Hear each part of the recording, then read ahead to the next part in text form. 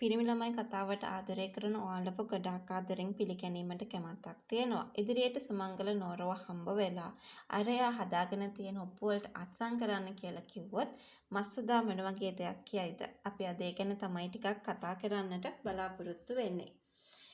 ඉතින් වීඩියෝ එකට යන්න කලින් සිහිපත් කළ යුතුයි. ඒ තමයි මේ වගේ වීඩියෝස් දිනපතාම බලන්නට. ඔයා කැමැත්තක් වගේම උනන්දුවකුත් ඇති කරගෙන ඉන්න කෙනෙක් නම් අනිවාර්යෙන්ම මගේ channel එක subscribe කරලා මාත් එක්ක එකතු වෙන්න අමතක කරන්න එපා.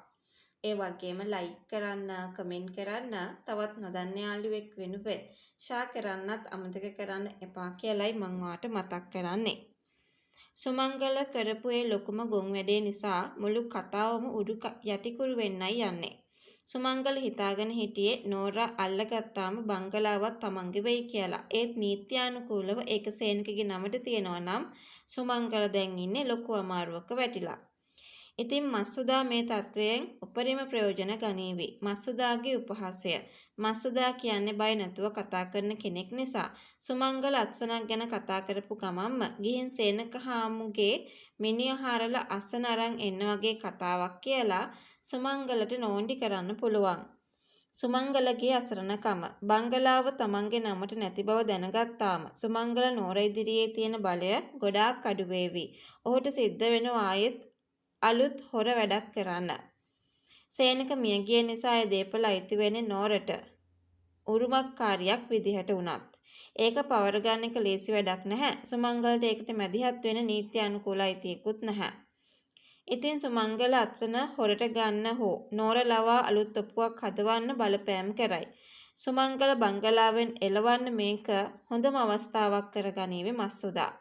සිරිමෙවන් තමන් සේනකහාමුගේ ළඟම හිතවතෙක් නෙවෙයි වුණත් ඇත්තටම සුමංගලට මම ගමේ කෙනෙක්නේ මට හරිනම් මේ බංගලාව අයිති විය යුතුයි කියලා විහිළු කරන්නත් ඉඩ කඩක් තියෙනවා. ඇත්තටම මස්සුදා එතන ඉන්න එක සුමංගලට ලොකු හිස රදයක් වෙයි. මොකද සුමංගල මොන දේ කරන්න හැදුවත් මස්සුදා එකට හරස් වෙනවා වගේම මරු උත්තර දීලා සුමංගලව කුපිත කරනවා. ඉතින් ඔයා හිතන විදියට නෝර මේ බංගලාවේ අයිතිය ගැන ඇත්ත දැනගත්තාම ඒක මස්සුදාට පවරයිද? නැත්නම් සිරිමෙවන් ඒක තමන්ගේ නමට හරව ගන්න උත්සාහ කරයිද? සුමංගල සහ මස්සුදා කියන්නේ හරියට ගින්දරයි පුළුනුයි වගේ දෙයක්.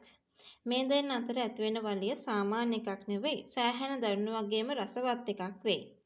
මේ වලිය ඇතිවෙන ප්‍රධාන හේතු කිහිපයක් තියෙනවා. සුමංගල හිතාගෙන ඉන්නේ බංගලාව යාගේ කියලා. ඒත් මස්සුදා නෝරගේ පැත්ත අරගෙන සුමංගලට එතනින් අයින් වෙන්න කියලා බලපෑම් කරද්දි සුමංගලට මල පනිනවා නියතයි.